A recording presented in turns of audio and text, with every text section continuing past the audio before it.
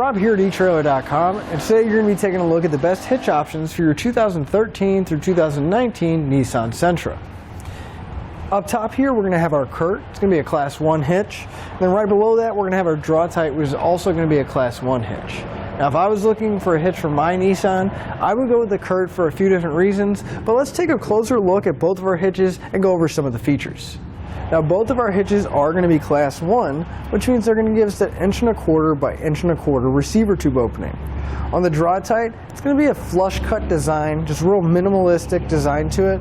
It has a clean look, but the Curt is going to have a nice reinforced collar on it. It's going to give it a little bit more strength here, and it is going to have a more finished look to it. And that's really going to tie into the appearance, what it's going to look like once we have it on our Sentra. It's really going to be a personal preference of which one you like the most. So here we have our Draw-Tite installed, and you can see exactly how the hitch is going to sit on the car. The Curt is going to sit in the same position, and again, really the only difference we're going to see is that collar or the receiver tube end right here. Now obviously if you're looking for a hitch, you want to know about the weight capacity. Whether you're going to be towing with it, or put a bike rack on there, or maybe a cargo carrier for some extra gear. Both of our hitches are going to share the exact same weight ratings. They're both going to have a 200-pound tongue weight. That's going to be the maximum downward force at the receiver tube. They're also going to have a 2,000-pound gross trailer weight rating. That's how much our hitches can pull with the trailer and everything we have loaded on it. But with those numbers in mind, you want to double check your Nissan's owner's manual because you don't want to exceed the manufacturer's recommended weight. Now if you are going to do some light duty towing, keep in mind that the Draw-Tite and the Curt do have specific drawbars or ball mounts that are made for these hitches. And you can find those here at etrailer.com. Another minor difference between our two hitches is going to be the safety chain connection point. They're both going to be welded at the bottom of the receiver tube, but the Curt is going to have a plate style here.